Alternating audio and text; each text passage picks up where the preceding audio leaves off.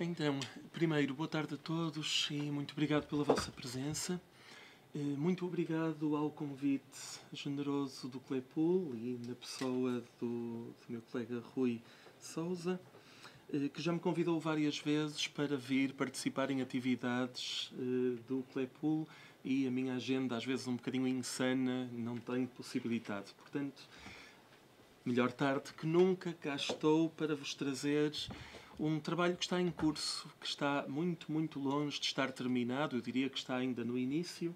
Estou há cerca de um ano preocupado com esta questão do fim do mundo e da sua representação, quando o fim do mundo é real.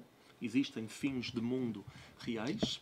E o seu imaginário, quando ele é virtual, possível, latente, etc. Vou dizer, para começar, duas ou três coisas muito rápidas. Aliás, eu vou ser sempre muito rápido porque gostava de entrar em diálogo convosco, portanto vou ter de acelerar um pouco, não demais, espero eu. Queria começar por explicar que esta minha ideia de trabalhar sobre a ideia do fim do mundo começa de forma oficial no dia 21 de 12 de 2012. E é muito fácil decorar esta data porque ia sendo o fim do mundo, segundo uma pseudo-profecia maia a partir de um calendário que ninguém sabe exatamente explicar. Bom, o certo é que de um momento para o outro o mito do fim do mundo surge e é alimentado de maneira muito ligeira, muito divertida até. De repente chega o dia 21 de 12 de 2012, 2, e toda a gente fala do assunto, toda a gente faz um jantar especial e vai para uma festa especial, etc. E no dia seguinte, não só o mundo não acabou, como, acho eu, como mais ninguém pensou no assunto. Isto diz qualquer coisa do modo antropológico como estamos a viver o tempo, as catástrofes, e estamos a festejar o fim do tempo, porque o fim do mundo foi pretexto para uma festa. Isto é, as pessoas vestiram uma roupa especial, comeram qualquer coisa especial, fizeram um telefonema que não teriam feito de outro modo. Portanto, foi simplesmente um festejo, foi já um espetáculo, de algum modo. Não aconteceu nada, tudo caiu no esquecimento e alguns desataram a fazer contas para o fim do mundo seguinte, que é ainda no século XXI, dizem uns quantos. Bom, dito isto, volto atrás ainda por causa da expressão fim do mundo. Para lá da questão do espetáculo, interessa-me questionar o que é o fim do mundo e o que estamos a subsumir dentro ou sob o conceito de fim do mundo, que pode significar mil e uma coisas. Pelo menos 5, e eu dou já 5 exemplos de obras que não vou trabalhar, mas que representariam fins de mundo possíveis. Primeiro, fim do planeta Terra no seu todo. Exemplo, o filme de Lars von Trier, Melancolia. Deste sim eu vou falar muito brevemente no fim. Daqui por 45 minutos estaremos junto de Melancolia. Planeta Terra deixa de existir, não fica nada. 2. Fim do mundo como fim da vida no planeta Terra. Ou, se quiserem, em geral. A vida vai-se toda por razões que não vou agora explorar. Por exemplo, no romance de Pepe Tela, O Quase Fim do Mundo. Toda a vida desaparece, exceto num certo canto de uma África continuamente desvalorizada, etc, etc. Mas o fim do mundo não significa fim do planeta, e sim fim dos seres vivos. 3. Fim da humanidade, isto é, da fertilidade, da geração de vida, etc. Estou a pensar no romance de P.D. James, Children of Men, que deu origem a um filme com o mesmo título, de Alfonso Cuarón. Isto é, a humanidade deixa de se poder reproduzir. É o fim do mundo. Claro que depois há uma exceção, não vou entrar por aí. 4. Fim do sexo masculino. Longo ciclo de banda desenhada concebido por Brian K. Vaughan, chamado Y, e subtítulo The Last Man, O Último Homem. História, trama, desde o primeiro volume da banda desenhada, de repente os homens desaparecem todos. Aliás, não só homens no masculino. Não só os homens, como os gatos masculino, os cães no masculino, os elefantes, os hipopótamos, as girafas masculino. Não vou explicar porquê, Nem por que razão há duas exceções, deixarei tudo isso. 5. Fim do mundo como fim de um ser humano. Quando um ser humano morre, é o fim desse ser humano e, portanto, do mundo que ele constrói e constitui. Portanto, na morte de um ser, perde-se um mundo inteiro. E aqui eu teria de remeter para Jacques Derrida e um livro chamado Chaque fois unique, la fin du monde, à letra de cada vez único o fim do mundo, quer dizer, de cada vez que um morre, um mundo morre com esse que morre. Se estou a disparar em todos os sentidos desde já, é só para dizer que quando digo fim do mundo eu não sei exatamente o que estou a dizer, ou se sei, não sei o que estão a ouvir, porque o fim do mundo pode ser pelo menos tudo isto e certamente outros fins ainda. Portanto, é um conceito que nos escapa muito rapidamente e que nós usamos de forma ligeira e talvez espetacular.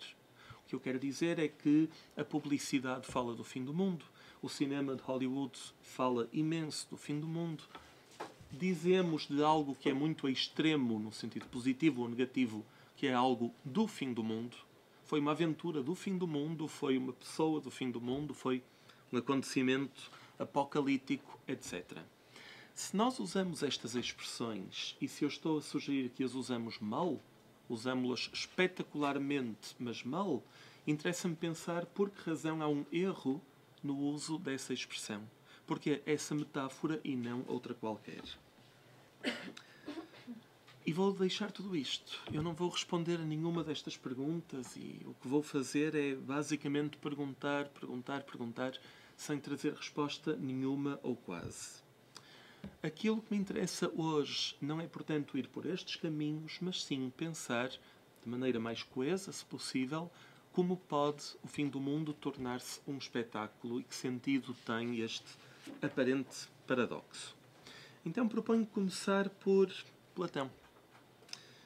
Porque nós começamos sempre por Platão, seja qual for o tema. Platão ou em torno de Platão. E começo por uma passagem da República, onde se lê isto. Uma vez ouvi uma história a que dou crédito. Leôncio, filho de Aglaion, ao regressar do Pireu pelo lado de fora da muralha norte, percebendo que havia cadáveres que jaziam junto do carrasco, teve um grande desejo de os ver, ao mesmo tempo que isso lhe era insuportável e se desviava. Durante algum tempo lutou consigo mesmo e velou o rosto. Por fim, vencido pelo desejo, abriu muito os olhos e correu em direção aos cadáveres, exclamando: "Aqui tendes, génios do mal, saciai-vos deste belo espetáculo."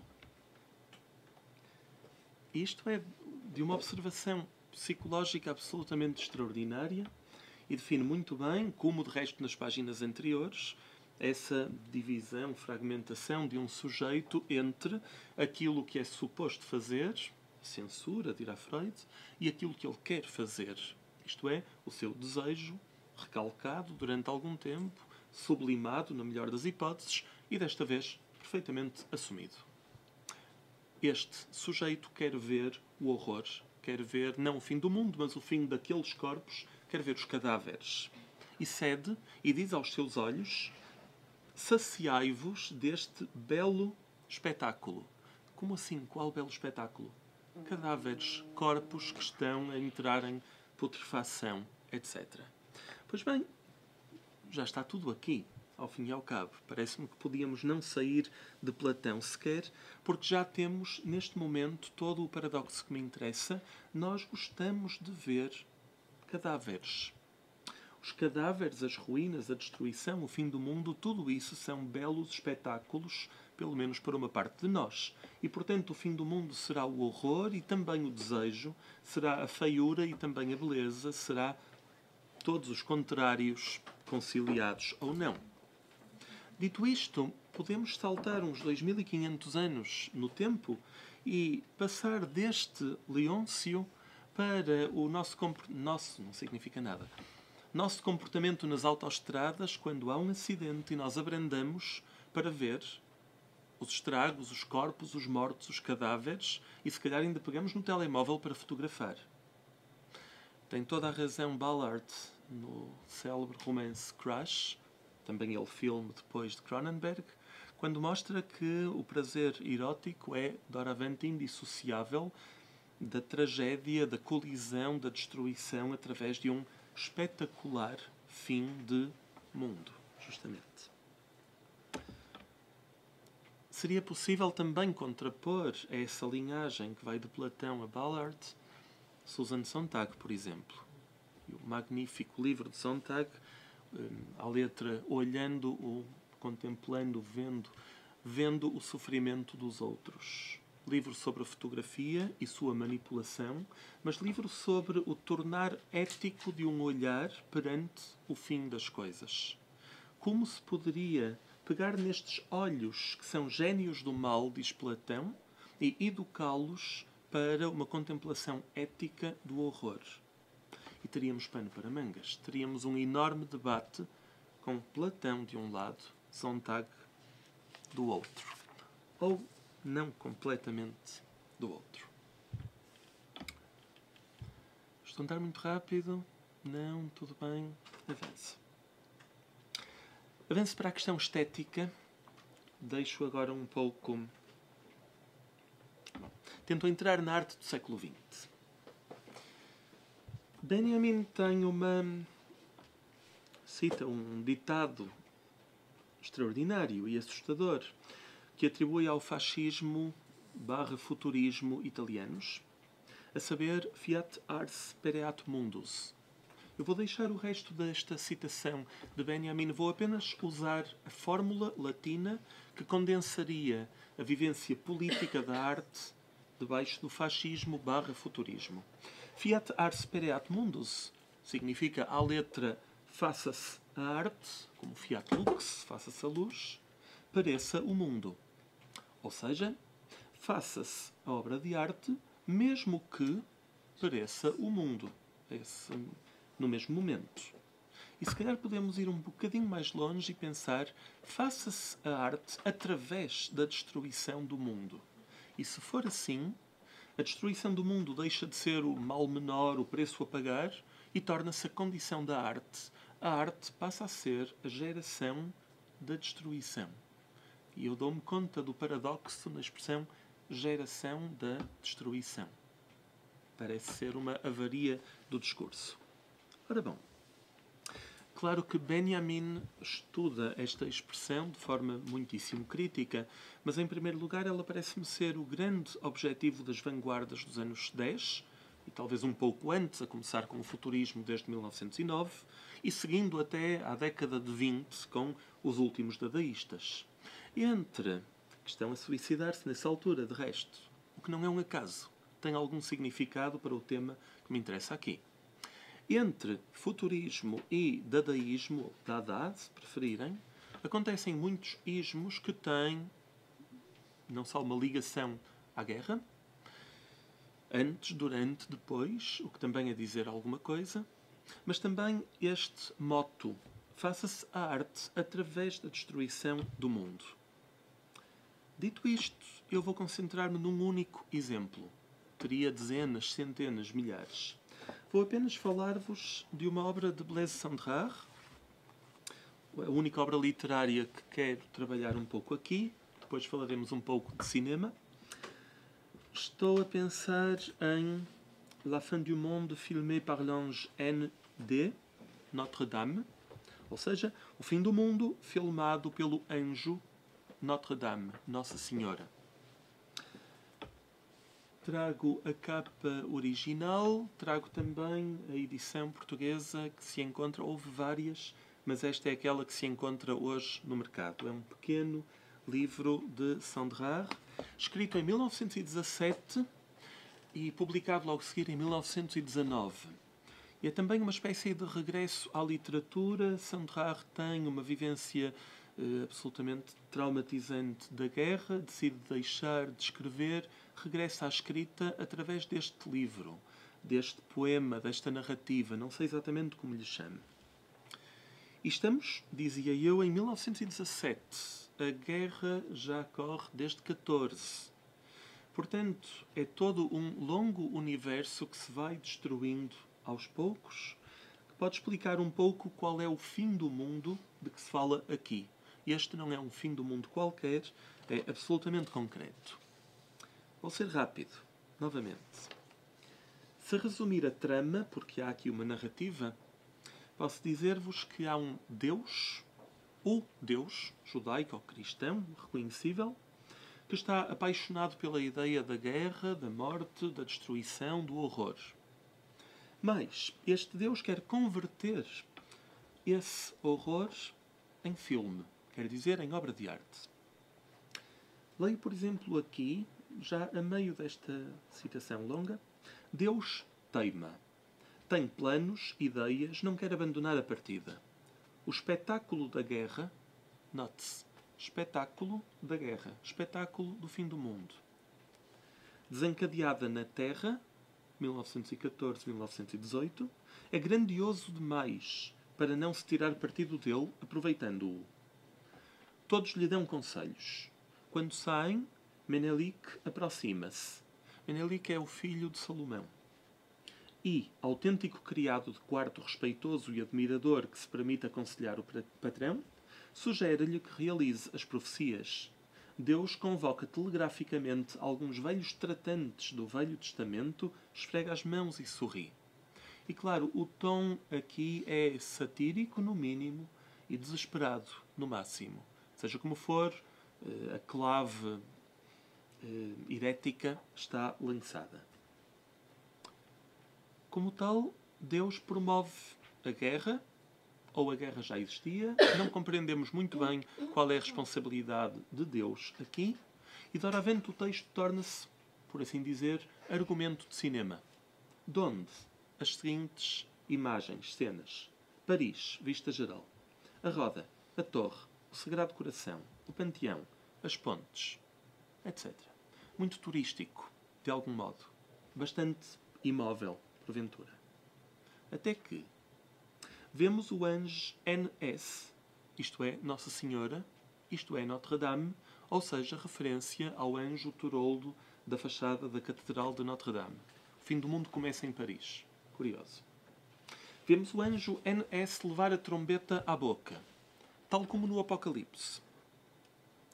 Tudo o que os homens construíram desaba sobre os vivos e soterra-os. Apenas o que mostra alguma vida mecânica resiste 2 segundos. Não Marinetti, nem o futurismo vai permanecer. Vemos comboios andar sem comando, máquinas rodarem vazio, aviões cair como folhas mortas.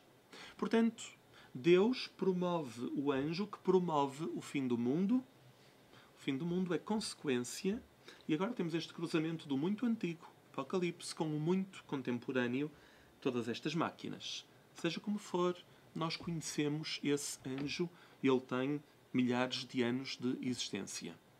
Já agora ilustro com um dos anjos do Apocalipse de Lourvão, versão portuguesa, justamente o anjo tocando a trombeta do fim dos tempos. Finalmente, a Terra é destruída em 2 páginas. É muito rápido, muito, muito veloz. E no fim temos algo estranhíssimo. Estou nas últimas páginas, 2 páginas do texto. Abin, encarregado do funcionamento da lanterna no seu cubículo, larga fogo ao aparelho. Um chumbo salta, uma mola parte-se, e o filme corre vertiginosamente às avessas. Não sei dizer quem é este Abin, esta personagem não existe em lado nenhum, mas rapidamente podemos concluir que é uma contração de Abel com Caim, de onde Abin. O bem, o mal, isto é, as 2 humanidades, como quiserem entender. Para todos os efeitos, no fim de toda uma sequência de um plano divino, é a humanidade, boa e má, que toma a iniciativa, e a iniciativa de uma avaria. Encarregado do funcionamento, larga fogo ao aparelho e o filme corre às avessas, volta para o início. Como ao princípio, vemos Deus Pai sentado na sua secretária americana a trincar furiosamente o charuto, que era mais ou menos a primeira linha do texto. Estamos na página 1, outra vez, etc. É a bancarrota. Fim. Estamos no final do livro. Isto significa, portanto, que, primeiro, Deus promove a guerra, tese mais que herética. 2. Deus transforma a guerra num filme, porque este é um Deus sanguinário. 3. A humanidade encarrega-se de promover o eterno retorno. Se havia algum tipo de desenlace final no Apocalipse, antigo e recente agora, pois bem, doravante a humanidade mergulha-se a si própria num eterno retorno da guerra, ao fim e ao cabo. Não há qualquer solução ou juízo, há simplesmente uma repetição que não terminará mais. Isto será disfórico, se quiserem. Pois bem, entendo que é profundamente disfórico. Fica um problema de pé. Para todos os efeitos, este fim do mundo filmado pelo anjo, como assim filmado? O anjo limitou-se a tocar uma trombeta. Isto não se explica. Para todos os efeitos, fim do mundo filmado pelo anjo é apenas um texto escrito. Eu pergunto-me como se pode filmar esse fim do mundo. E para isso talvez seja preciso esperar um bocadinho. Desta vez ficaremos apenas no filme virtual anunciado por Sondrar.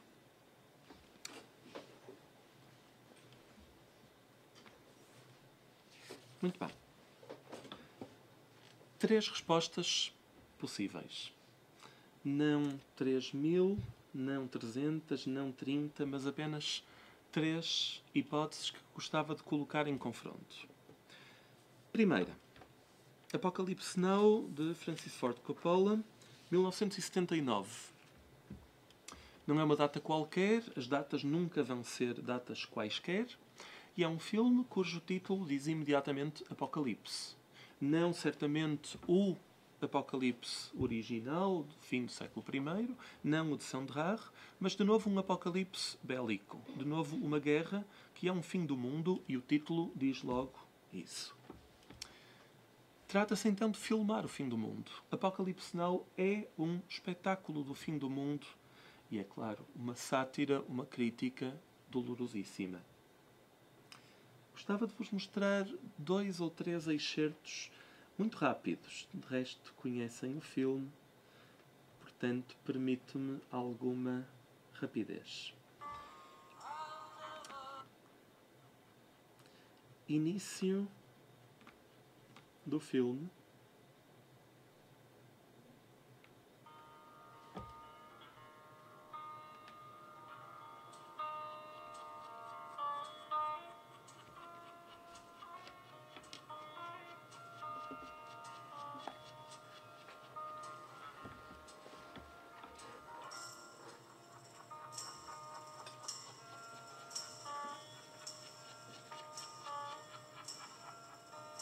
This is the end, beautiful friend. This is the end, my only friend.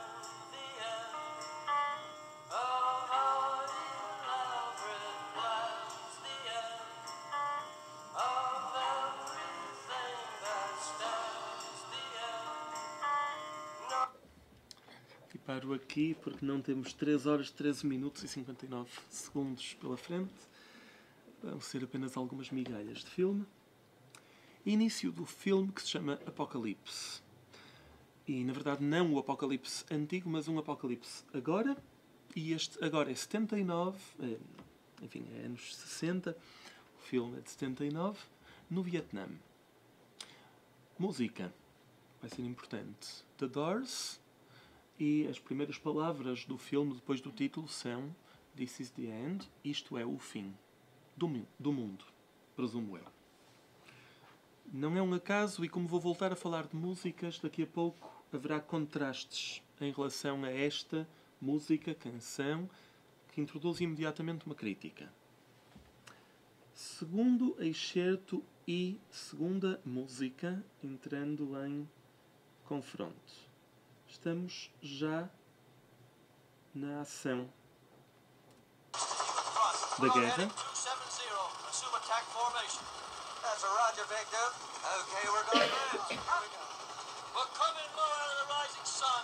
And about a mile out, we'll put on the music. Music? Yeah, use Wagner. It scares the hell out of the slopes. My boys love it. Hey, we're gonna play music.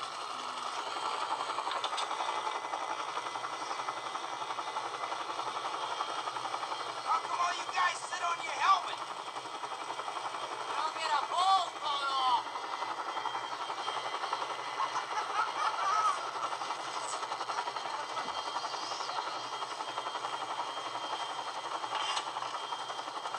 Big Duke 6 Eagle Thrust.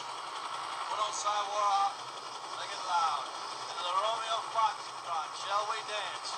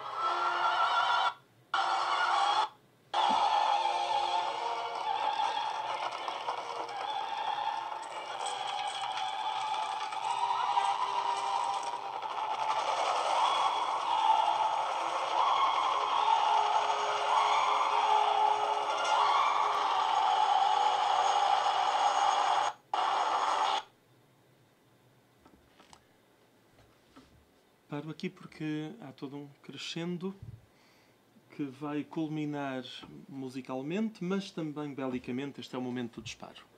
É o momento de parar.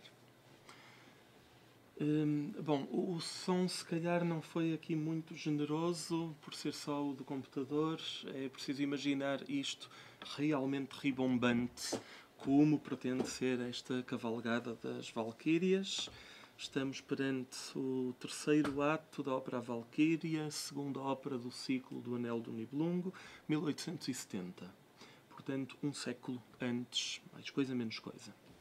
Ora, o que dizem estes soldados americanos é que há um deles, há um comandante que usa a música de Wagner para acompanhar e animar o bombardeio com napalm no Vietnã, e porque se trata de uma operação psicológica. Estou a citar a expressão. Não basta o fim do mundo, é preciso uma psicologia de fim do mundo e é preciso um espetáculo, porque esta é uma música espetacular, evidentemente, espetáculo de fim do mundo. Não é só como se filma o fim do mundo, mas como se musica, como se compõe para o fim do mundo, neste caso. Não esquecer também, isto é evidente, que Wagner é um autor historicamente relacionado com o nazismo, o compositor favorito de Hitler, etc, etc. Portanto, quando vemos americanos usando Wagner para bombardear vietnamitas, sentimos que a Alemanha ganhou a Segunda Guerra Mundial. Simbolicamente, mas ganhou. De onde, de repente, esta enorme confluência de pistas visuais, musicais, culturais, etc. Para todos os efeitos, isto é uma espécie de vitória de Hitler e de um espetáculo nazi. Não sabemos também muito bem como o nazismo promoveu pelo cinema, pelas marchas, pela música, enfim, um bocado por todo o lado, promoveu um espetáculo político, propagandístico também, etc. Acho que filmar o fim do mundo é isto. Em primeiro lugar, é denunciar as filmagens e as músicas do fim do mundo enquanto manipulação.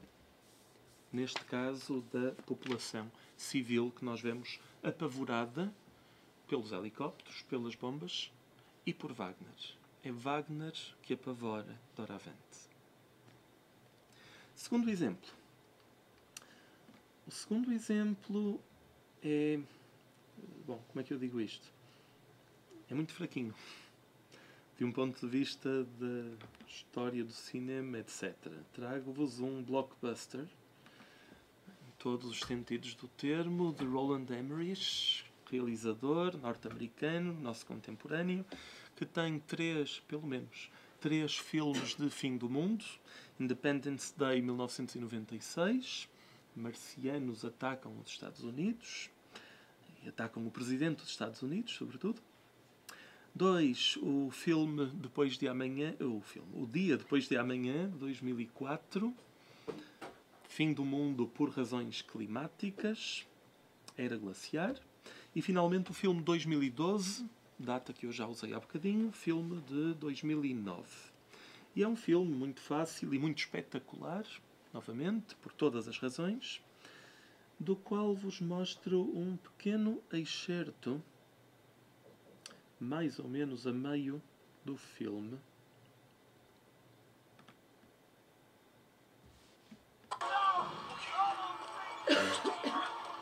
Start the ship, and I'm gonna go talk to the pirate, okay?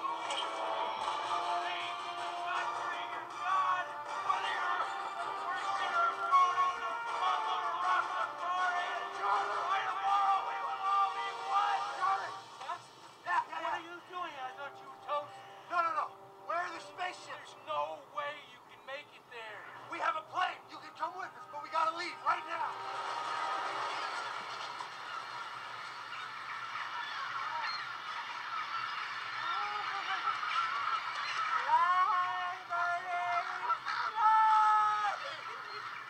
Is this your kid? Where's the goddamn map? Where is it? I don't care. Where is it? Focus. Where's the map? Where? It's in the camper. Where is the camper? In the map section on the conspiracy show Dewey Decimal System between Roswell and Marilyn Monroe.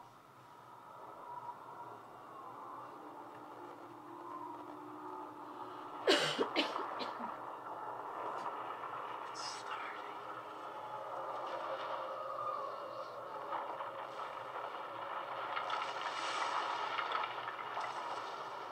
You sure you don't want to come with, man? So beautiful. I'm gonna stay. Look. This is the last day of the United States of America. By tomorrow, all mankind, and we will be visible from the Milky Way as a tiny little puff of smoke. I'm watching the earth crumble before my eyes. Giant ash cloud created by this super volcano will first envelop Vegas, and then St. Louis, and then Chicago, and then at long last, Washington, D.C. will have its lights go out. That guy's crazy, right, Daddy? I don't think so. This is ridiculous. It's been over half an hour. I tell you, the guy's a nut job. Stop it, Lord. No, hand me the phone again.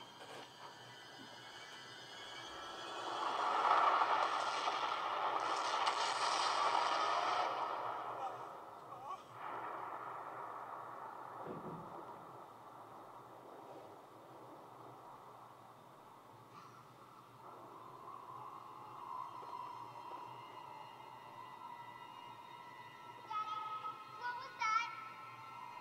Nothing. Nothing. I have goosebumps, people.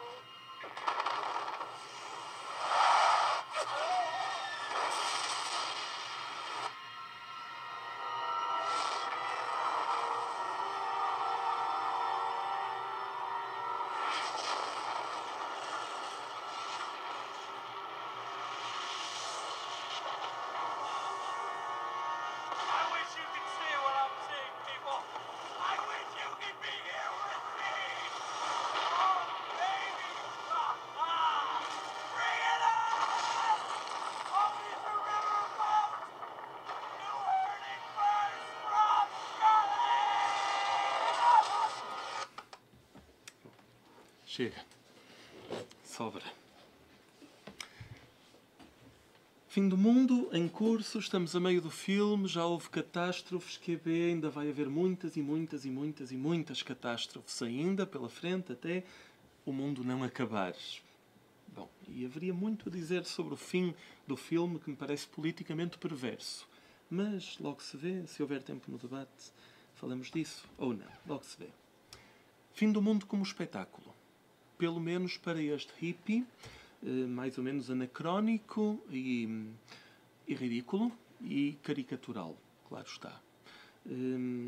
Drogado, num êxtase muito fácil, etc, etc, vestido de maneira ridícula, por aí fora. Tudo aqui tem o rótulo de modelo a evitar, etc, etc. De qualquer modo, para ele, o fim do mundo é um espetáculo. E de tal maneira que ele quer estar na fila da frente e não importa se morrer. Fiat ars pereat mundus. Pereat eu próprio, neste caso. De qualquer modo, há qualquer coisa de orgasmo dentro deste ver do fim do mundo. Reparem nas expressões que ele usa. So beautiful, por um lado, isto é mais ou menos neutro. Oh baby e bring it on. Não sei exatamente o que diga destas expressões, que valem tudo, não valem nada ao mesmo tempo, mas este homem está numa espécie de êxtase religioso, orgasmo erótico, etc, etc. Façam a lista completa. De qualquer modo, o que é curioso é que nós rimos dele, rimos de Charlie, porque ele é absurdo e suicida e por aí fora. Mas o que é que Charlie está a fazer? Ele está a contemplar com gozo o fim do mundo. E nós, espectadores, estamos a fazer o quê? Estamos a, supostamente, contemplar com gozo um filme do fim do mundo. A resposta é, será que nós somos tão diferentes assim de Charlie e não deveríamos rir de nós próprios e da nossa vontade de ver o espetáculo apocalíptico? Para deixar este filme, estou a ser mauzinho, não é? Já se sabe. Este filme inclui também uma família disfuncional, nós acabamos de ver, herói que é pai das duas crianças, mas deu-se mal com a mãe das crianças que agora tem um novo namorado, etc, etc. Portanto, eu acho que podemos pensar este fim do mundo como metáfora de uma crise familiar. Se assim for, este filme não tem qualquer preocupação política, ética, religiosa, seja o que for. É meramente uma questão de uma família desagregada, o que me parece, de repente, muito pequenino. Quando muito, a questão política prende-se com proteger, ter por onde der, o Presidente dos Estados Unidos, que depois se vai sacrificar melodramaticamente pela humanidade, etc, etc. Mas, se o hippie é o louco, o Presidente dos Estados Unidos é a voz da razão e da abnegação e do sacrifício. O que pediria muitas e muitas notas de rodapé que eu vou deixar implícitas. Tudo bem. Termino com o último exemplo, agora sim, Melancolia, de Lars von Trier. E será também o fim daquilo que trago e depois conversamos. Melancolia é um filme de 2011 que descreve, bom, o título em si não o diz, mas descreve um fim do mundo agora literal. Mais literal do que nunca. Mais do que em Sondheim, ou em Coppola, ou em Emmerich, por exemplo. Mas Melancolia, que é a história, terão visto o filme, suponho, é a história de uma colisão do planeta Terra com o astro muito maior chamado Melancolia. Ou ao contrário, não sei quem colide com quem. Para todos os efeitos, a Terra vai ser engolida, destruída, não fica nada, nem vida, nem planeta, nem memória, rigorosamente nada. Fim do mundo? Assustador, parece-me. Muito assustador. Contudo, o filme abre com uma introdução, prólogo, prelúdio, não sei exatamente como lhe chame, que me parece esteticamente muito feliz, às custas do horror apocalíptico. Mostra o início Esse aí acho que é o 2012, acho que pode ter 2012 e 2012. Exatamente, obrigado. Íamos descobrir rapidamente, mas para todos os efeitos.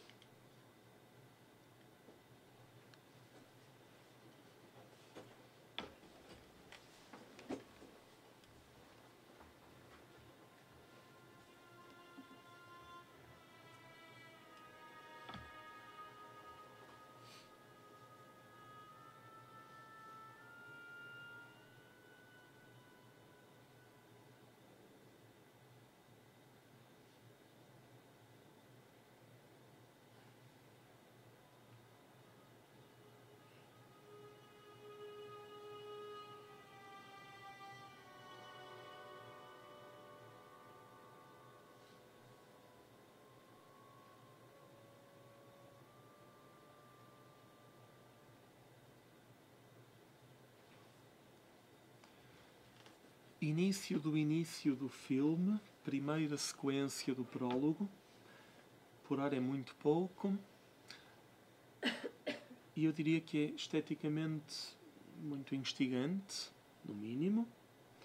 E em termos musicais eu já reconheço estes primeiros compassos. É Wagner outra vez. E acho que não vai ser um acaso, se calhar nem sequer politicamente, mas não sei se quero entrar por aí. Trata-se agora do Prelúdio a Tristão e Isolda de 1865. Para todos os efeitos, começamos a ver aqui o fim do mundo e da humanidade e dos pássaros neste caso. Onde estes pássaros morrem queimados no próprio ar, tudo vai morrer a seguir. Portanto, a parte valerá pelo todo. Esta sequência inicial termina com a destruição da Terra, isto é, aquilo que vai acontecer no fim do filme, mas que é já anunciado aqui.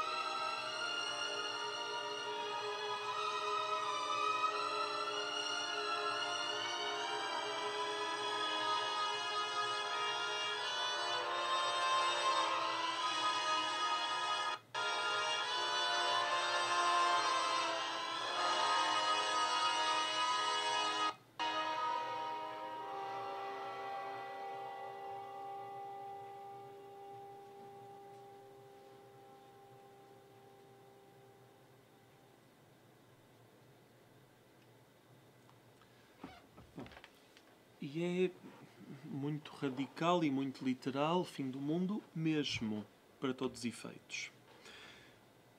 Algo que me perturba nesta imagem é que ela remete, para mim, para outro filme, 2001, de Stanley Kubrick, 1968, isto é, um ano antes da alunagem, isto é, da chegada do homem à Lua. Em 2001, depois daquela primeira sequência na pré-história, com os primatas que se tornam humanidade, saltamos imediatamente para a frente, muitos e muitos milénios para a frente, e vemos planetas e naves artificiais, a dançarem no espaço. Lembram-se certamente dessa longa e belíssima sequência, cuja banda sonora é o Danúbio Azul, de Johann Strauss. Ou seja, Kubrick parece-me profundamente otimista, no sentido em que há uma dança universal, há uma máquina do mundo em que tudo funciona e, sobretudo, não há colisões. Nós vemos uma lenta dança perfeitamente pacífica, sem acidentes. Aqui, o que encontramos é radicalmente contrário e qualquer otimismo dos anos 60 se perde doravante em Lars von Trier, nesta distopia, nesta disforia tenebrosa. Fim do mundo, colisão, e não há qualquer escapatória desta vez. Termino com uma das sequências mais perturbadoras para mim dos últimos tempos no cinema. Fim do mundo, agora do ponto de vista humano, por dentro.